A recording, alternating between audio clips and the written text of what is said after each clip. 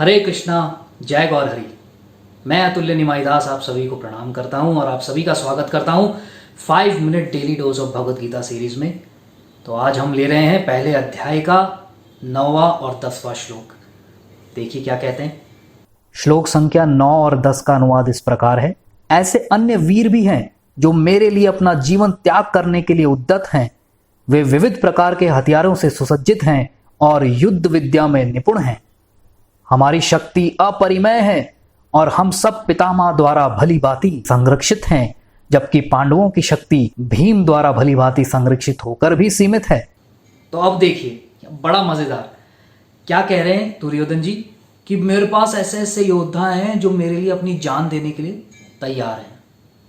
तो पहले ही उन्होंने क्या सोच लिया, पहले ही तय कर लिया उन्होंने, पता चल गया उनको कि यार ये तो मरेंगे, ये तो मरेंगे, कोई नहीं बचने वाला। प्रभुपाद जी बताते हैं कि वो पहले ही युद्ध लड़ने से पहले ही क्या हुआ उसके साथ कि वो हार गया।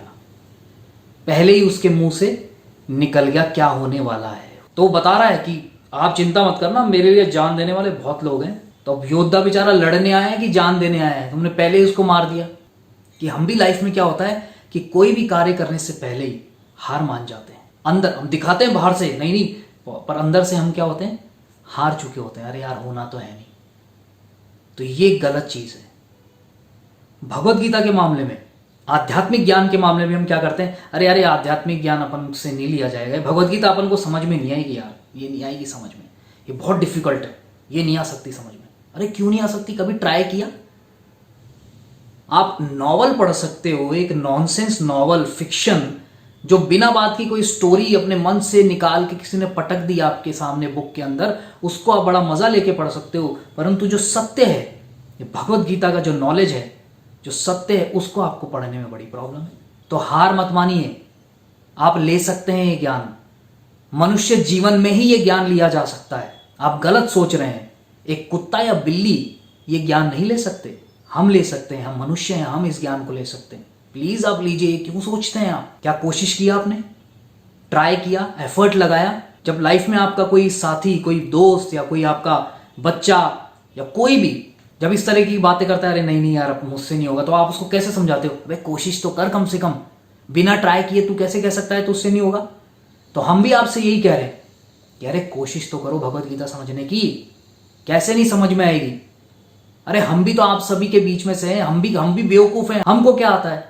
हम तो प्रभुपाद जी का, जो प्रभुपाद जी ने बताया, जो गुरु जी ने बताया, उसके नोट्स बनाए और वही आपके सामने रख रहे हैं। हमारे में थोड़ी कोई बुद्धि है। घमंड हो रहा है अपनी शक्ति पे कि हमारी शक्ति तो अप्रमेय है, एकदम इमेजरेबल, उसकी कोई तुलना नहीं हो सकती, उसकी कोई मेजरमेंट नहीं हो सकती। इतनी जबरदस्त हमारी आर्मी है।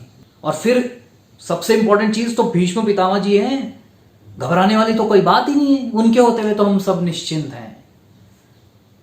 और पांडवों की सेना इतनी अच्छी तरीके से सुसज्जित है, बिल्कुल बढ़िया किया है, व्यू रचना बहुत अच्छी बनाई है, परंतु फिर भी सीमित है, लिमिटेड। यही गलती दुर्योधन ने की, जबकि उनके साथ कौन थे? कृष्ण भगवान स्वयं। भीष्म पितामह को तो क्या कह रहे हैं, अनलिमिटेड शक्ति है, और कृष्ण भगवान जिनके साथ है उनको कह रहे हैं लिमिटेड शक्ति है।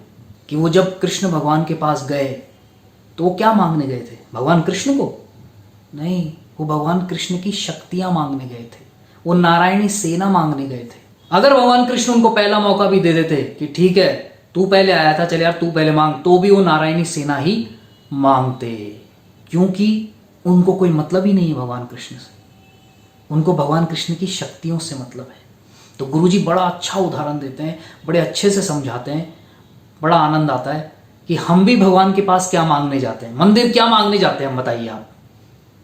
भगवान वो गाड़ी वाड़ी दे दो, बंगला दे दो, थोड़ा सा लोन वोन अटका हुआ है, थोड़ा पैसा आ जाने दो, ये हो जाने दो, वो हो जाने दो, थोड़ी इसकी कमी आ रही है, थोड़ी उसकी कमी आ रही है। तो हम भगवान से क्या मांग रहे हैं? भगवान की शक्तियां मांग रहे हैं। अरे कौन मांगता है भगवान के पास जाके, भगवान आप हमारे जीवन में आ जाइए प्लीज, आपसे रिक्वेस्ट है प्लीज आप आ जाइए। अर्जुन की तरह कौन है? हम सब तो दुर्योधन है। दुर्योधन भी भगवान की शक्ति मांगने गया था, हम भी भगवान की शक्ति मांगने गए। भगवान को मांगिए, भगवान को कहिए भगवान आप हमारे जीवन में आए, और अपने बच्चों को भी सिखाइए यही चीज। बचपन में आप जितनी जल्दी इनको ये चीजें सिखा देंगे उतना अच्छा है इनके लिए, वरना तो आजकल की जो जनरेशन की जो बुरी हालत हो रखी है ये तो आप सब जानते ही हैं। अगर हम अपने बच्चों को असुर बनाना चाहते हैं तो उनको भगवान की शक्तियों के बारे में बताओ। अगर तुम अपने बच्चों को सुर बनाना चाहते हो तो उनको बताओ बेटा कि भगवान ने जो कहा है उसको अपने जीवन में पालन करो, अपना कार्य करो, करते रहो, वो तो करना ही है, परंतु मेन उद्देश्य कभी मत भूलो जीवन का। ये सिखाइए बच्चों को। ये है वैदिक सिविलाइजेशन, ये है हमारी वैदिक विरासत जिसको अंग्रेजों ने बर्बाद कर दिया और हमें अंग्रेज बना के छोड़ दिया। हम अंग्रेज भी नहीं है, ना तो हम पूरे अंग्रेज हैं ना हम पूरे हिंदुस्तानी हैं। हमारी हालत तो बीच वाले की है, बीच एकदम, जो बीच वाला व्यक्ति होता है ना, वो हालत है हमारी। सो यही कह के विराम लेंगे, कल फिर आपसे मिलेंगे अगले श्लोक के साथ। Thank you very much. अगर आपको वीडियोस अच्छे लग रहे हैं तो इन्हें शेयर कीजिए, सब्सक्राइब कीजिए, बेल आइकन दबाइए। Thank you very much. Hare Krishna, जय गौर हरि।